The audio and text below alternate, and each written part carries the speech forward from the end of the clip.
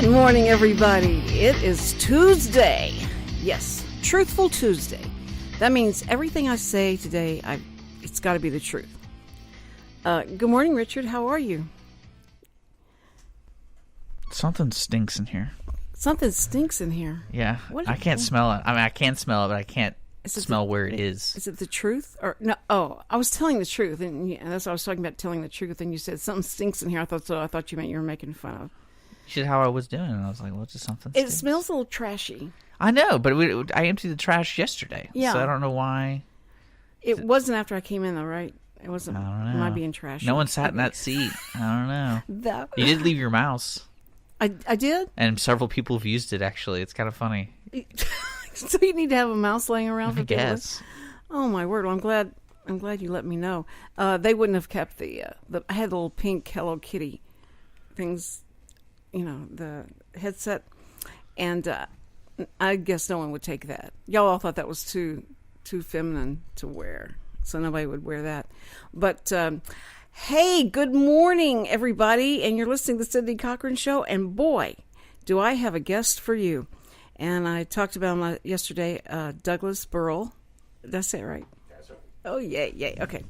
All right. And he is with me. He is with, and I don't know, it's an organization that you have. It's not like you're at a, am I still on?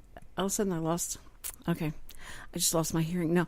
The veterans. Well, you probably hit the headphone jack that's connected right where your paper is. That's what I did. Okay. I probably did. All right. Let me be real. Oh, come back. Yes, there it was. I'm at both ears. Anyway, Douglas Burrell came to us. He walked in to talk to Richard. And, of course, I'm too nosy. And Douglas is going to have his own show today. And that starts at 1 o'clock. And he is, here he is. He comes in. And Richard and I have just been having this back and forth about how I should do my show and what I should do to make my show better. And he's just always, he's not going to be that mean to you. You're much too intimidating.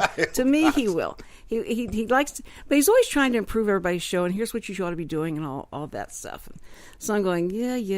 I'm trying not to listen to him too hard. But anyway, you come walking in and this breath of fresh air says... He said, I know who you are because I listened to your show because I'm getting ready to do a show, so I want to find out how to do it. And Richard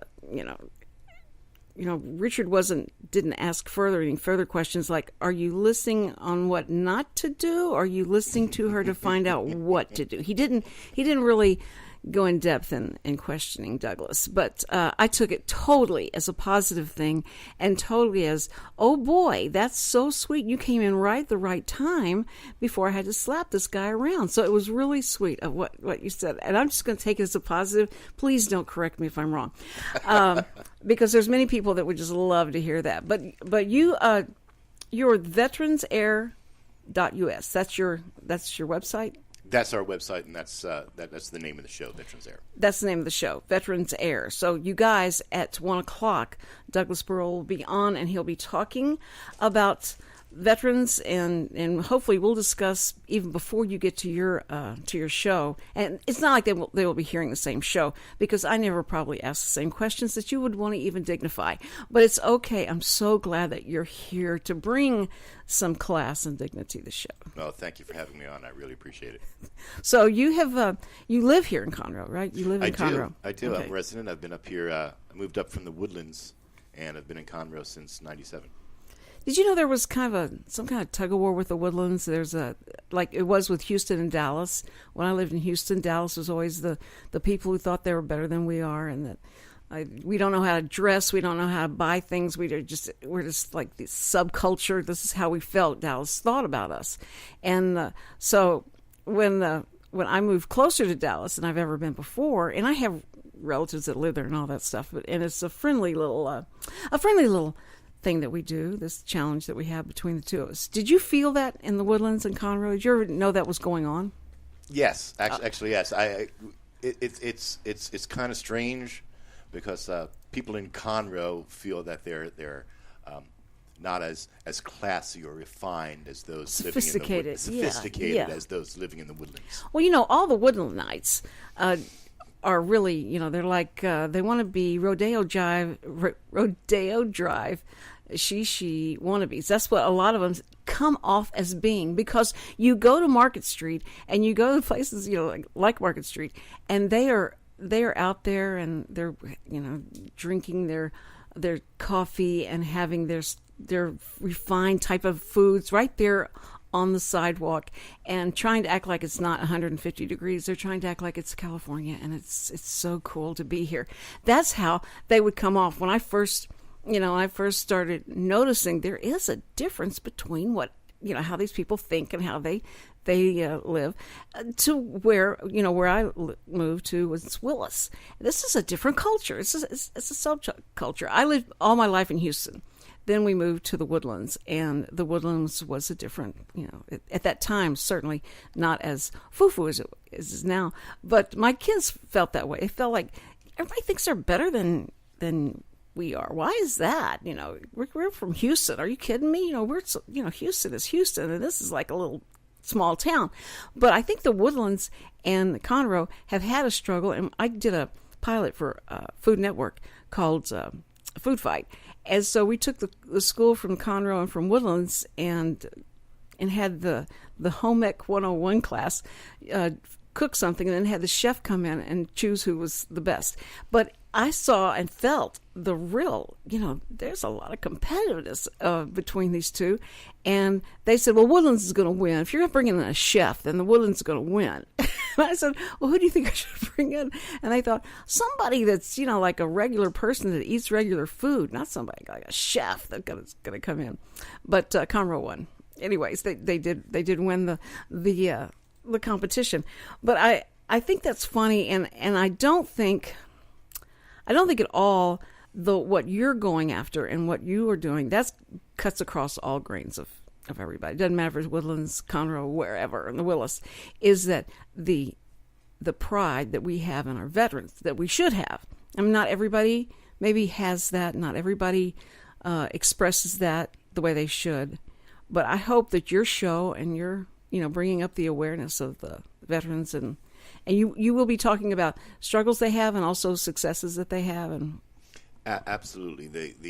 The show's mission, I'm going to read you our mission statement. Okay, great. And give you a little background how Veterans Air came to be. The mission of Veterans Air is to bring news, talk, and commentary of interest to veterans, their families, as well as our active duty service members.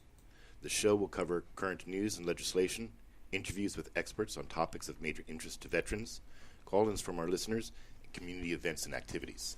So this is, while it's a local show, right, just covering Conroe, Montgomery County, it's geared specifically towards veterans, their families, and our active duty military, because a lot of people don't know that we have a large active duty military community here in Conroe. Right. And when you're an active duty person, mm-hmm. you hope that you're going to be in for forever. At least right. I want it to be. But there's people that come in for a length of time and they leave. And then when they transition out of military life and become civilians again, well, what do I do now that I'm a civilian? All right. I've known is the military.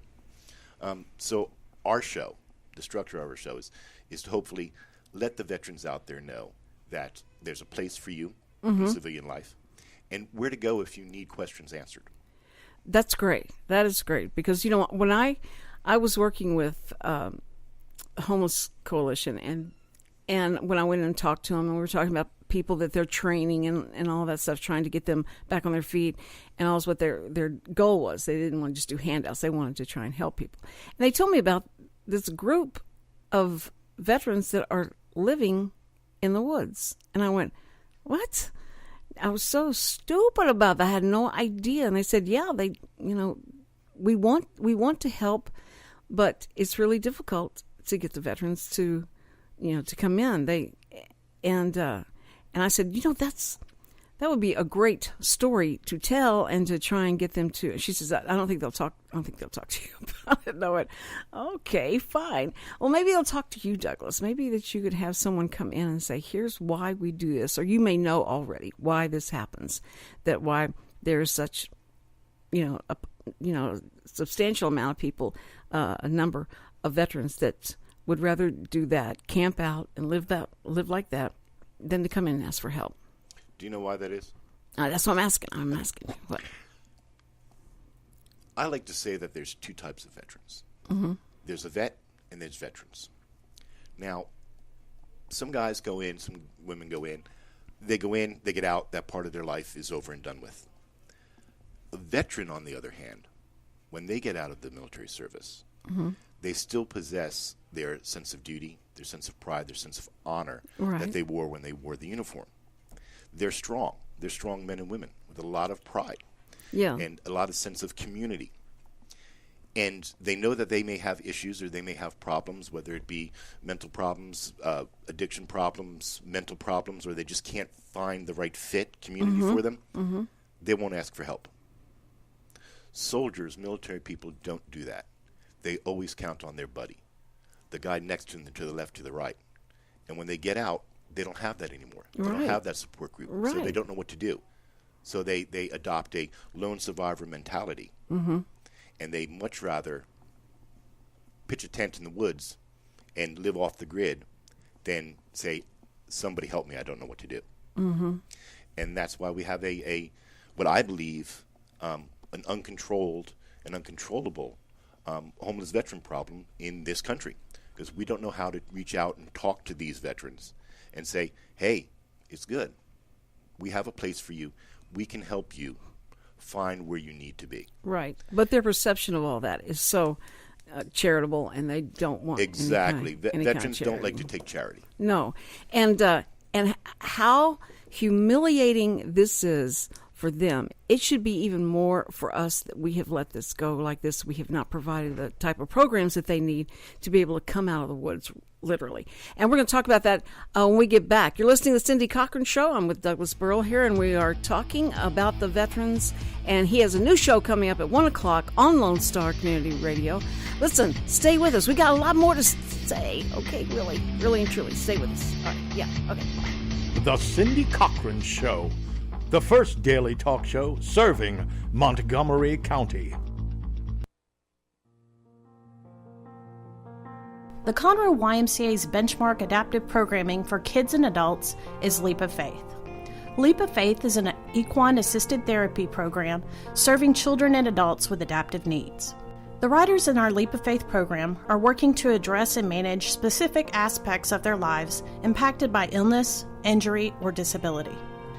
The Leap of Faith program has experience working with riders who are living with attention deficit or other hyperactivity disorders, hearing impairments, visual impairments, developmental delays or disabilities, autism, Down syndrome, multiple sclerosis, muscular dystrophy, head traumas, brain injuries, and paralysis. Our program uses horseback riding to develop self-confidence and self-esteem, to increase upper and lower body strength, assist in respiratory issues, and establish a trusting relationship between the rider and their horse. Not only do these activities aid in the physical and mental development of the rider, but they also foster self-reliance and independence. For more information regarding our program, to become a rider, or to volunteer with a great group of people, please call our Welcome Center at 936-441-9622 or visit our website at www.ymcahouston.org/Conroe. Hey, this is Cindy Cochran, and now Conroe can boast of another first. The first morning live talk show, 10 to 11 a.m. Monday through Friday, right here on Lone Star Internet Radio, coming straight out of the fabulous downtown Conroe, Texas. Be the coolest guy at the water cooler, or the most informed break room dweller by listening to the fun side of the news, local, national, infinity, and beyond. The Cindy Cochran Show. You ain't heard nothing yet.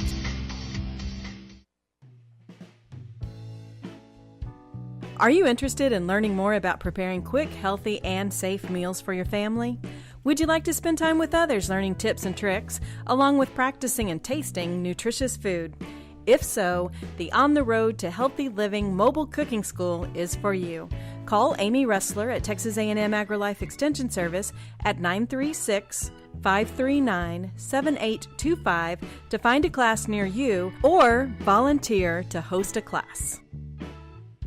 In a world where everyone with a smartphone is a photographer, unique images still stand out in local newspapers, magazines, and on the internet. Writer and photographer Brad Meyer has gained a reputation for innovation and quality, specializing in an editorial approach to portraits and event photography. For information, visit bkmeyer.com or call 281-221-4812. The Cindy Cochran Show. You ain't heard nothing yet. That's right. You're listening to the Cindy Cochran Show, and you ain't heard nothing yet, because we have just gotten started on this, the veterans issues here. Not only here, but they're everywhere. And as we were talking about, I know you saw that smart water I'm drinking. It doesn't work, I don't think. I have serious reservations whether that smart water really works. What does it mean, smart water? But anyway, we were talking about how many of the veterans are camped out in the woods, do not want to take charity. They don't want to take anything. They want to either do this on their own and find their way, because there's not a connection between them and the services that are out there. They're out there. But as we have seen, they are not adequate. They're not being held accountable. There's no watchdog over them. It seems like, if there is, they're not doing a good job. But that we so much owe so much to these people that are coming back and then being lost, getting lost and falling through the cracks and all that kind of stuff. And tell me, what is it that you see that needs to start happening immediately that would help this? Do you have, some advice on that? What we need to do as a nation, as a government, in my opinion, we need to look at the veteran problem, and there's a lot of problems with veterans, and start that transition while they're still in the military. One of the biggest things, I'm a post officer for the American Legion here in Conroe, Post 411. And one of the things that I hear most from incoming new members is, we don't know what to do when we got out. Nobody told us what to expect. Nobody helped us. We're used to, the military member, they're used to being told, 724, what it is they're going to do. What's next? You're right. You have a plan, and you stick to that plan. Well, you mean there's no transition?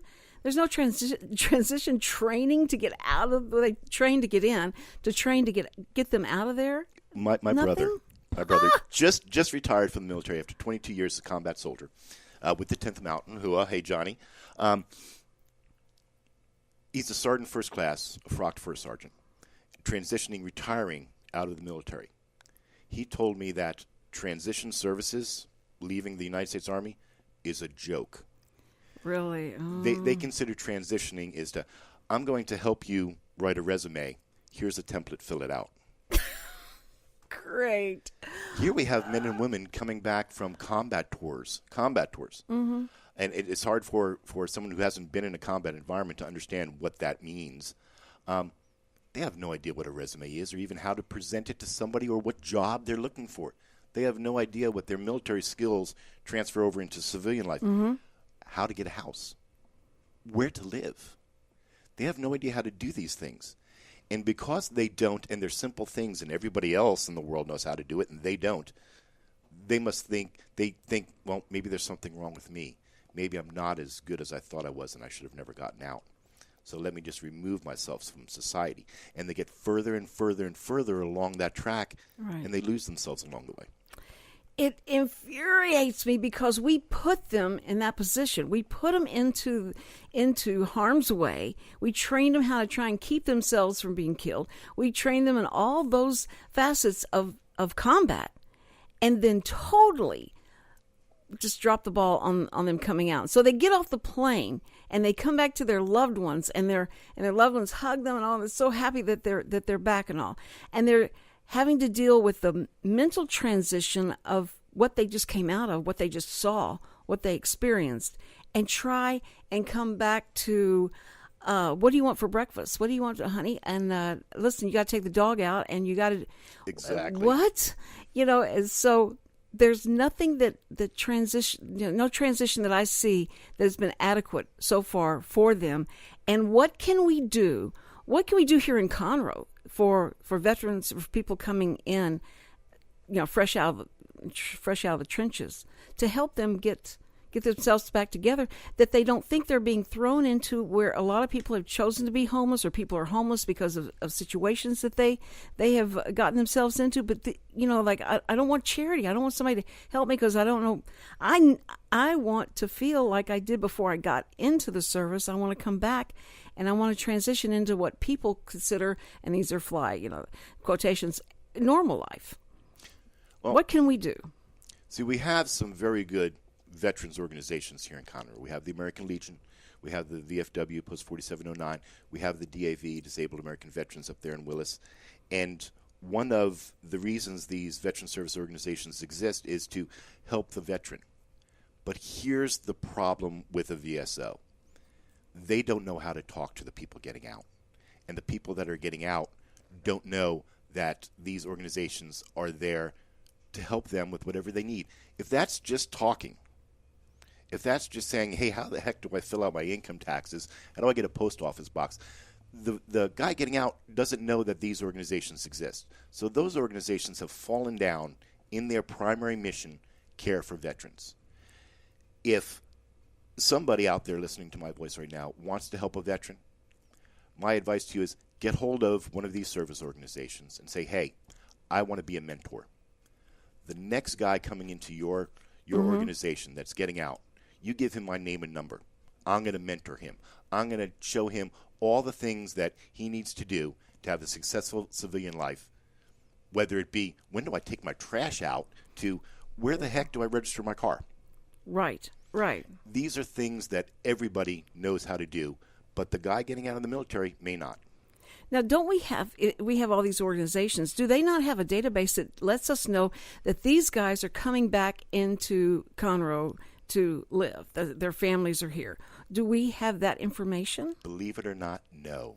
That makes me want to puke. I can't believe we don't know that. Now, why wouldn't that organization be on top of who it is? Because they know they're going to have problems, concerns, and just like we've been talking about, and they are not in touch with that. Who's keeping that from happening? Somebody call the Secretary of Defense. Is that... You know what? These databases need to be released to vetted and authorized organizations so that they can make contact with the transitioning veteran.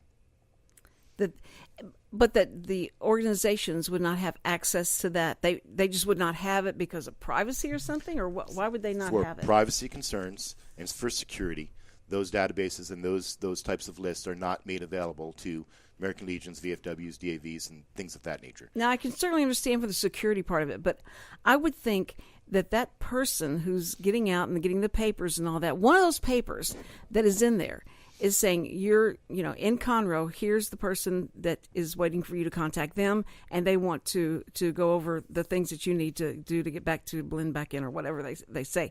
But that they have a number, and that person I know coming out may be not wanting to call. They need to be called, right? They're the ones that needs to be called. That's the veteran's choice. But the veteran needs to be told that these are the organizations in the area that you're going to. Would that help, or do they need to have personal contact by those people and not let it just fall on the veteran's shoulders to make the call? For security and privacy concerns, the veteran has to make the call. Right, but okay. the veteran needs to know that these organizations are there. Right. When you transition out of the military, you get a big packet of your records and whole 9 yards and whatnot. One of those pieces of paper should be, hey, we're sending you back to your hometown in Conroe. In Conroe, the VFW, here's the name, here's the number, here's the street address, here's the commander, wants you to call them. They want you to check in and let you know that they're there. Here's the one for the American Legion. Somebody, and this needs to happen from the Secretary of Defense down through all of the military chain of commands, that says, hey, we have the database. We know where all these organizations are already. We just need to put one more piece of paper in the packet. Right. That's all it takes. Now, can your organization push to that? Can they write to the Secretary of Defense and say, here's what's lacking? Can you help us with this? And you get a letter back and says, not until we remove this administration, or until, well, I don't know what they're going to say to you, but not until this day or hell freezes over, whatever they're going to repeat to you, that you then can go in and can you make enough flack that something could happen? Or you feel like you're just totally blocked from Believe it or doing not, like the three largest veteran service organizations, American Legion, VFW, and the DAV, continually put that through to Congress. Hey, this should happen. Mm-hmm. But it's always blocked for one political reason or another, because it's not a major concern. It's not in the mainstream media that this is something that should happen. Mm-hmm. And we really, as a veteran community, don't have the statistics to support that this is a good idea. Since it's never happened, we can't show them, well, if you did this, this would happen. Yeah. Oh, that makes me sick. Well, Kevin Brady, our senator, should have a meeting with him and then get the rhetoric from him on what he says might happen, or what would happen, or what you would need to happen. And then on your radio show, or please let me know what is said in that, because we have the problem here. This is in his face type of problem that we have. It's not like we're talking about veterans that live in Minnesota that we're trying to help. These are people here that we need to help. And so that's what, like getting these people involved and answering some questions and seeing what we can do on a local level, what kind of power we have on a local level, would be phenomenal. And you will be able to have all those people on your show. Veterans Air, that's going to air today at 1 o'clock. And we're so excited. We're going to be right back from this break. And we just have a few more minutes with Douglas Burrell. I almost didn't get it right. I was doing so good today. Anyway, you're listening to Cindy Cochran Show. We will be right back. Don't go away. The Cindy Cochran Show. Real reality radio. Hi folks, it's your old buddy Luke Clayton, and I want to invite you to join me every Saturday morning right here on Lone Star Internet Radio from 8 to 9 for Outdoors with Luke Clayton and Friends. Bill Dance is a frequent guest. Larry Weisser and Mr. Whitetail is on the show every week. We talk a lot of hunting and fishing and generally have a good time. So remember, every Saturday morning, 8 to 9, right here on Lone Star Internet Radio.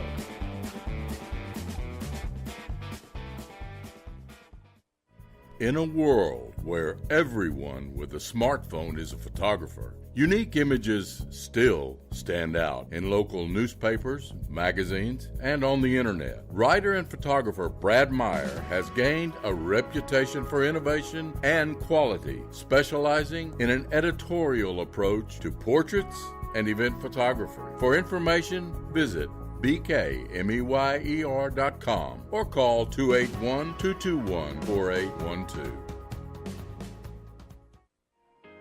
SPCA PetSnap of Montgomery County is a 501c3 all-volunteer-based rescue and adoption organization with a no-kill policy for healthy and adoptable animals.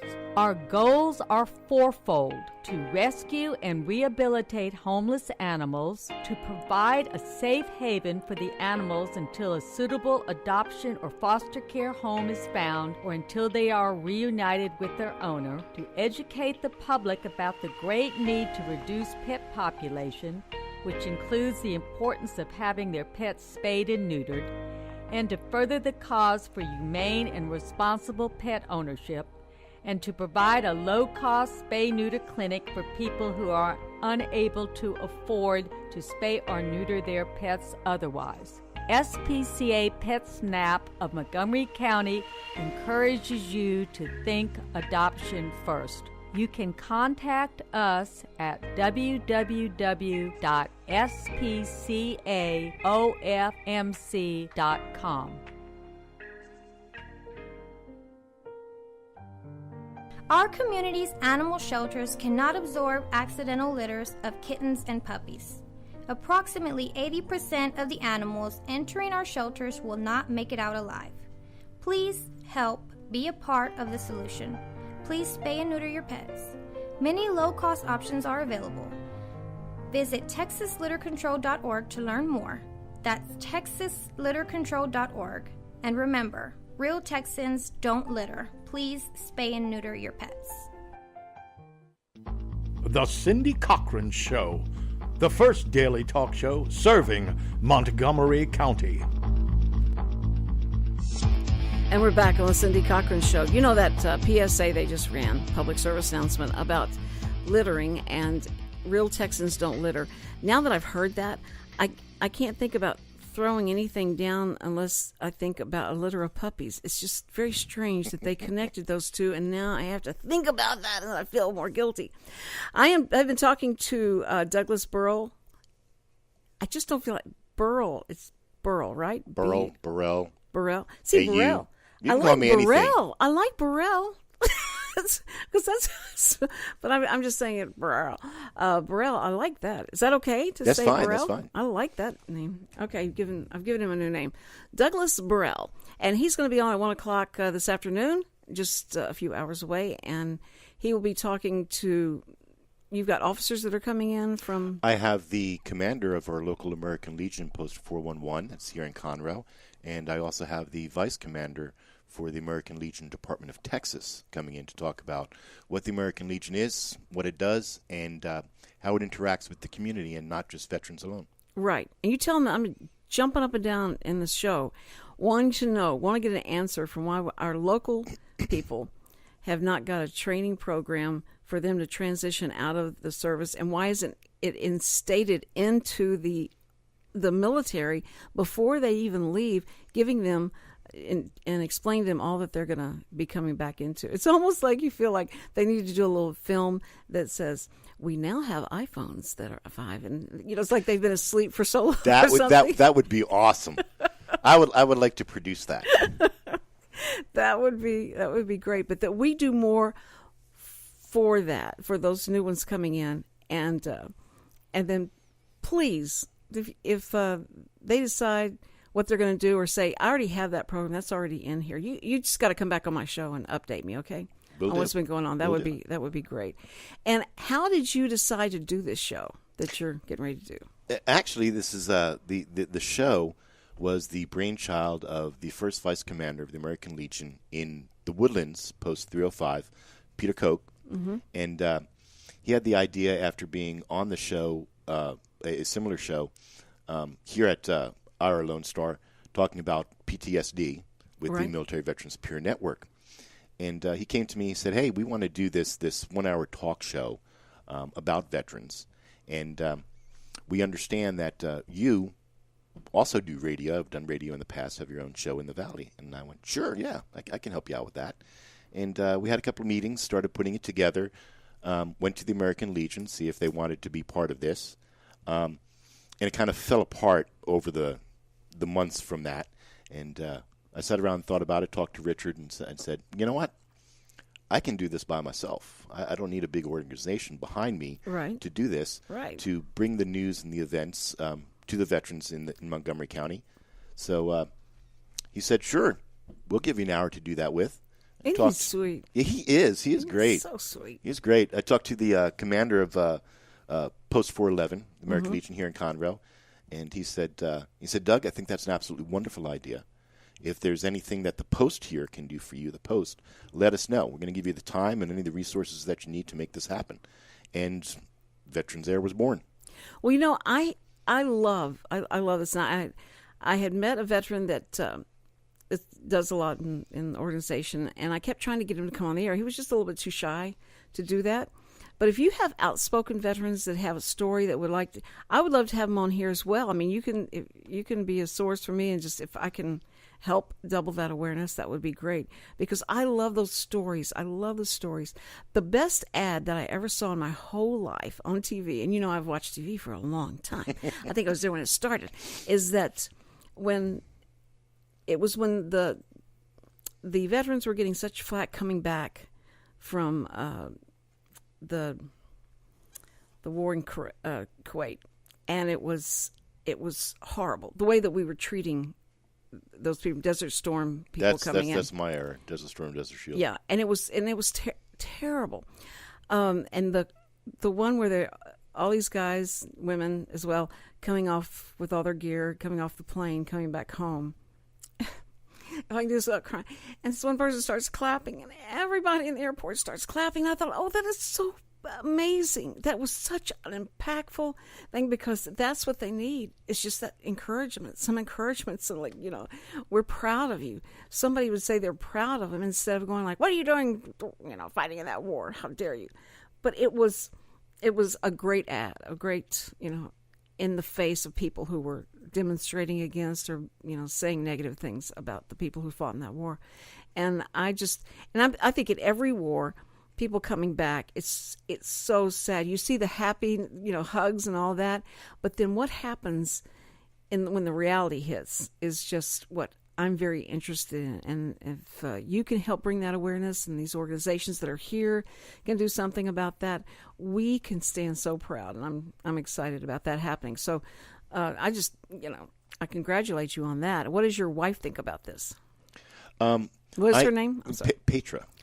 Petra? Yeah, she's a German. I met her over in Germany on my first tour. Petra, I love that name, Petra. Okay. Well, I figured I had to marry her. Her maiden name is Gotter, so it's Petra Gotter, and that literally translates to the Rock of God. So when I met her, I thought to myself, I have to marry this woman because no matter what, I'm getting to heaven after that. You're so right. You're so right. But how pretty to have Petra Burrell. That's very pretty. That's a pretty name. So you, she's all for this, and you doing the show and striking out in the radio field again. She's been very supportive. She was a great military wife. She took care of the home and my daughter Allison while I was out playing soldier, and we've been married 32 years this August. That's great. I could not have been more blessed with any other woman than my wife, Petra. Well, do you think that's interesting? The relationship aspect of all this always fascinates me. But that because she saw what you went through, she was probably closer to seeing and understanding, day by day what was happening because of where, coming out of the military, you coming out of the military, but just seeing what pressures and all that. Do you think she makes a better wife than coming back home and marrying somebody here who didn't have a clue what was, maybe taking place? It's difficult to be a military wife. Right. It really is. The old adage is, if the military wanted you to have a wife, they would have issued you one. And it's true, because it takes a special woman to be able to be married to a military person. Yeah, so the divorce rate's just The divorce rate is huge. And you get a call in the middle of the night, 3 a.m., you throw on your ruck, and you're gone for a month. Mm-hmm. When my first deployment to a combat zone was in Panama during Operation Just Cause, got the call at dark 30, grabbed my ruck and was out the door, kissed her, said, "See ya." And she had no idea where I was for 2 weeks. None. Oh, because you couldn't come. Oh, man. Yeah, you don't call home. The Army doesn't, tell your dependent, hey, they're going to Panama. Yeah, you're so much worse than a doctor. The doctor goes, but you know where he is, what hospital he's in. But we have no idea when you leave what happens. That's terrible. The military wife needs to be able to pick up the reins of the household, to raise the children, to pay the bills, to get everything done, to get the brakes on the car, fixed and whatnot. Because when you finally get back, your body's here, but your mind's still there. Well, and the other thing, too, is that for the wife who has had their husband gone for a while, they come back, and they have been in the leadership, role for all this time, and then have to submit to let him do those things. That's a difficult transition as well. Do you not agree? Absolutely. She would tell me when after I've come back from deployments, because I did Operation Desert Storm and Desert Shield also. When I came back, she would tell me, I'm not one of your troops. You don't. I love that. You do not direct me. I'm not one of your troops. It's like, yes, dear, just say hua.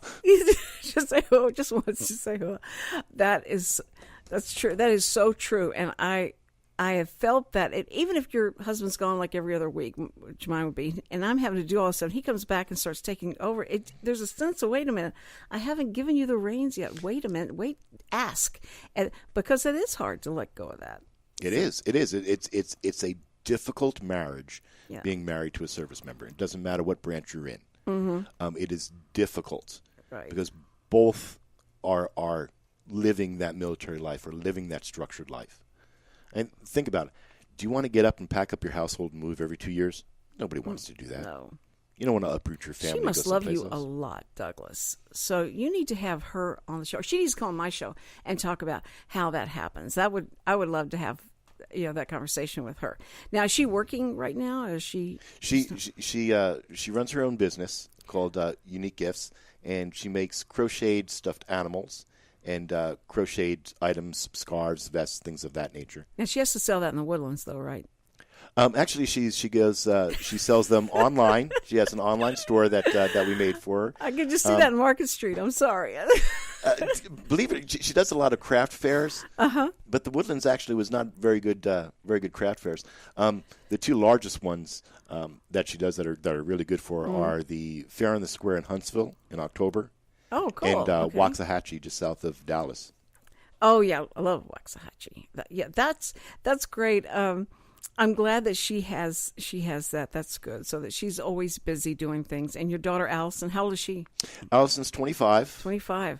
Yeah. So is she up and out, or is she hanging on, finishing college or finishing things? She's out. She's married. She's finishing college, working on her doctorate in psychology. Wow. And she married an Air Force guy. Now, wasn't that strange? See? Yes. Well, see, you must have been a really good example, Douglas. So, now, please don't keep your personal life out of your show, because people love that. They love to, identify with you and that kind of thing, and with Petra, what's going on with her. So, I mean, when I listen to your show, I want to hear the relationship side of it. Okay, I get the wind up. See, I get the wind up. It's so great. We are going to be right back. Don't go away. We'll say goodbye to Douglas Burrell and his new show that's going to be on today at 1 o'clock, and it's about the veterans. So if you have someone that is a veteran or getting ready to be one, be sure and listen to his show. We'll be right back on the Cindy Cochran Show. Don't go away. The Cindy Cochran Show. You ain't heard nothing yet. Hi, this is BJ Orner from Montgomery County Performing Arts Society. I'm here to remind you to get your tickets now for all the upcoming events that McPass has to offer. All shows will be held at the beautiful Crichton Theater in downtown Conroe. Call 936-441-7469 for your tickets today, or go to our website, www.mcpass.org, for more information. Hope to see you at the show. Hello, I'm Bonita DeRosa, Animal Control Officer for the City of Willis. We invite you to tune in to Lone Star Internet Radio every first and third Thursday of the month at 11 a.m. for the Willis Hour. On the first Thursday of the month, the Willis Hour will be covering upcoming events and news about the city. Join in the conversation with your city officials and other leaders in the community. On the third, we will be doing a recap of the last City Council meeting. The mission of the City of Willis is to provide high-quality services, accountability, and professional commitment to our citizens. We pledge to provide those who live, work, and visit our city an effective government that is open and responsive to the needs and values of the community. Again, we invite you to tune in on Lone Star Internet Radio every first and third Thursday of the month at 11 for the Willis Hour. In a world where everyone with a smartphone is a photographer, unique images still stand out in local newspapers, magazines, and on the internet. Writer and photographer Brad Meyer has gained a reputation for innovation and quality, specializing in an editorial approach to portraits and event photography. For information, visit BKMEYER.com or call 281-221-4812. Doing business since 1985, Assistance League of Montgomery County is a nonprofit, all-volunteer organization where all proceeds stay in Montgomery County. We are proud to sponsor 10 philanthropic programs that enhance the lives of those in our community. Visit our thrift shop at 126 North San Jacinto Street in downtown Conroe or call us at 936-760-1151. Don't forget to like us on Facebook. The Cindy Cochran Show, the most opinionated talk show on radio.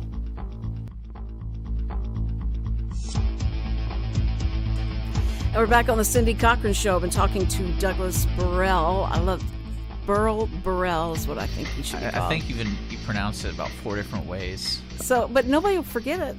They'll just not know how to say it. He is starting a new show today. Will be his premiere show at 1 o'clock, the Veterans Air. And it will be also, you can go to the website, veteransair.us. .us, yep. And get even more information. Now, because of the political season that's we're all entrenched in, and it seems Donald Trump draws a lot of veterans into his rallies and stuff, and because he's talked about them, and he's talked about what a horrible disaster the Veterans Administration has been, and how they've lost people have fallen through the cracks. They take forever to get an appointment and all that, and he's saying that they should be able to go to whatever hospital they want to. This is ridiculous that we let the immigrants come in and that are illegally here, and they're taking up a lot of space in the emergency rooms where our veterans could be, maybe being looked at sooner if they're able to go to different hospitals. Now that's the account I see. I feel. Do you agree with that, or do you feel like, maybe that's all smoke and mirrors? Personally, I agree. I think the draw for Trump for the veterans is because he's not politically correct. Let's face he is it. Not. He is anything but politically correct. Right. Not saying that the other candidates are not also concerned, but they temper their comments, and they've passed off the veteran awareness, the veteran cause, if you will, to their campaign managers and say, tell me something to speak about this.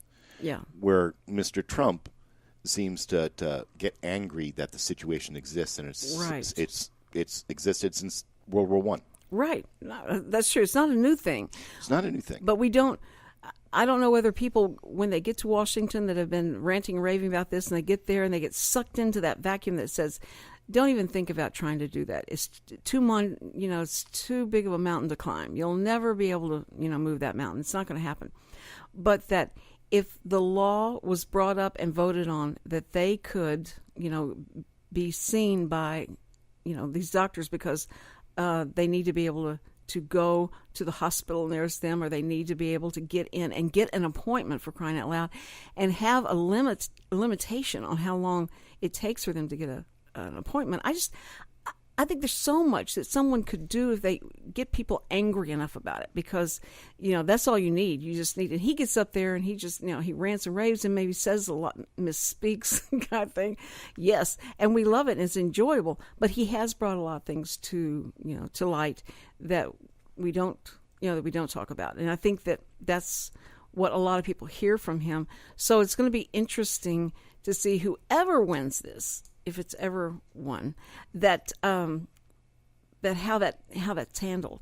And I would rise up and get a whole group of the veterans go and do the Million-Man Bed Walk if somebody doesn't do something about it. So I think there's a lot of room to talk about it, but there's doing, and that's what it's like. He doesn't know better. He doesn't know better that he can't do this.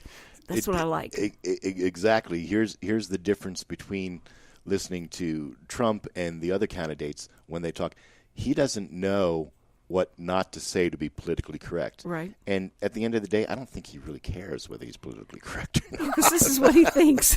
This is what he thinks. We should get him on. We should get him on the show. Yeah, I'm always reaching out to Hillary. She won't come on the show to talk about, because there's things I'd love to talk to her about and hear her spin on things that she's been, just totally caught with her hand in the cookie jar, in the sense that how can you spin out of this? You've done this, and you continually to lie to us, not misspeak, but you lie, and then put it off on something else, somebody else, or everybody's doing it, or whatever.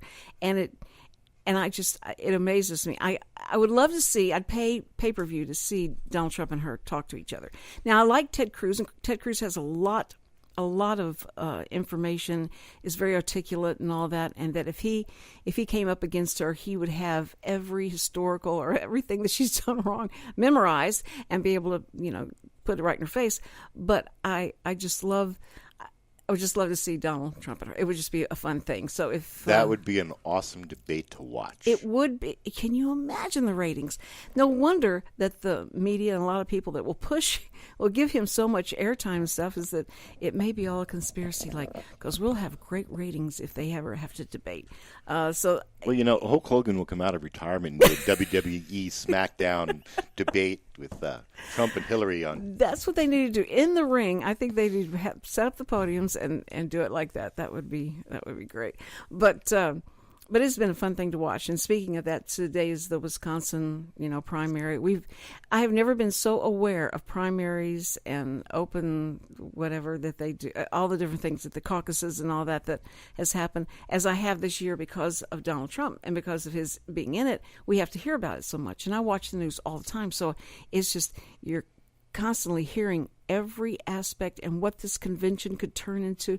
That's something I'm surprised they don't pay-per-view, because people are going to really try to figure out if they're even going to be able to vote on Cruz or Trump. It's just going to be interesting. This is a very volatile election. This is historic. I think we're living a historical thing that's never going to happen again, probably. The country has never been as divided as it is now since the Civil War. I so agree. And people are very entrenched in their beliefs. Right. They're very entrenched in their causes. Mm-hmm. And I don't know how this divide happened, but it's evident. You see it every single day. Well, and it's going to be interesting to see who, as opposed to what party, wins the White House. Amen. Luckily, that all started before the Cindy Cochran Show went on the air, but I've tried to help it in every way to keep it controversial, because it's been so much fun. I just want to thank my listeners so much for sticking with us this hour, and it's been great to have you here, Douglas. You bring a whole new angle, so come back again, please. And everybody remember to listen to Veterans Air at 1 o'clock today. We'll be back every morning. It's going to be every single morning. We're going to be here, so you can come back tomorrow, and we'll talk more about what happens at the primary tomorrow. You'll have so much fun. You know how much you love to listen to my politics. Right. Hey, and listen, the story came out in the 1097 paper from Willis, so if you want to go online and look up 1097, it's there. Okay, all right. I will see you soon tomorrow. Bye-bye.